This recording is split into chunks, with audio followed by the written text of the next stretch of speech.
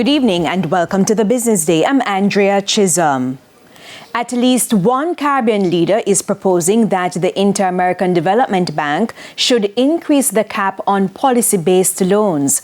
Prime Minister of Bahamas, Philip Davis, made the call at today's opening of the 30th annual consultation with IDB Caribbean governors. He highlighted the need for developing countries to have greater access to funding. In this era of climate change, given the unprecedented scale of our needs, it is time to rethink the percentages of funds dedicated to policy-based loans that go on to fund our developmental needs and agendas. We have done the best we can with our current resources, and IDB loans have undoubtedly played a major role in driving regional progress. But imagine how much more of an impact we can have if we had greater access to the funds we need to fuel our development.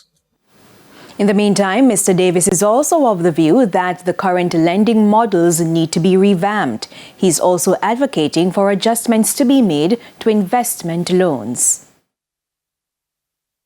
As we take the time to discuss and consider the implications of raising the cap for policy-based loans, the pressing issues like climate change are not sitting around waiting for us to take action. The clock is ticking and our needs are urgent. It's time to take swift action to drive progress toward a more sustainable, climate resilient, and prosperous future for the Caribbean. Health Minister Dr. Christopher Tufton says the government is assessing the impact on USAID-funded programs. The Donald Trump administration has temporarily closed the United States Agency for International Development, USAID. For Jamaica's health ministry, USAID funding for current programs is about $240 million. That includes an assessment of the health system by the Pan American Health Organization. Dr. Tufton says the new U.S. foreign aid policy will put a hold on activities. We are not going to stop our programs. What we will have to do is, because all of them are important programs, they speak to the health and wellness of our population.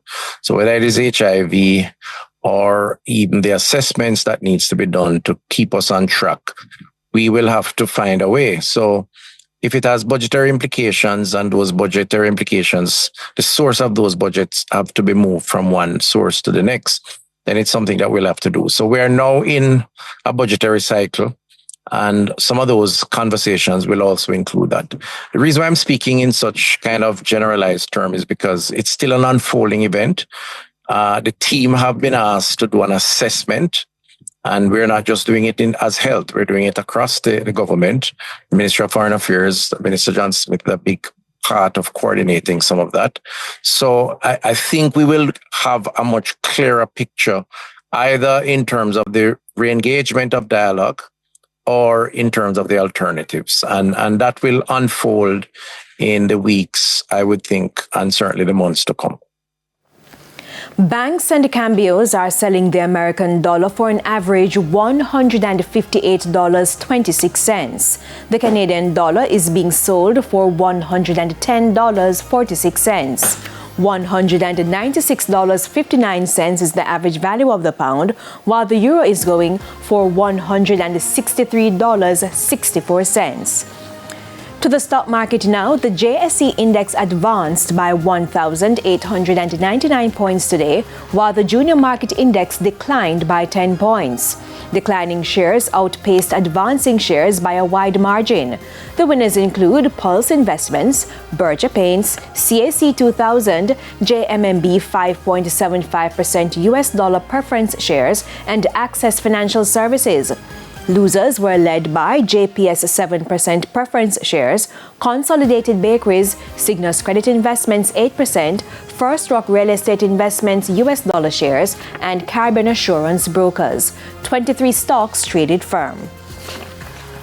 And that's it for the Business Day. I'm Andrea Chisholm. Good evening.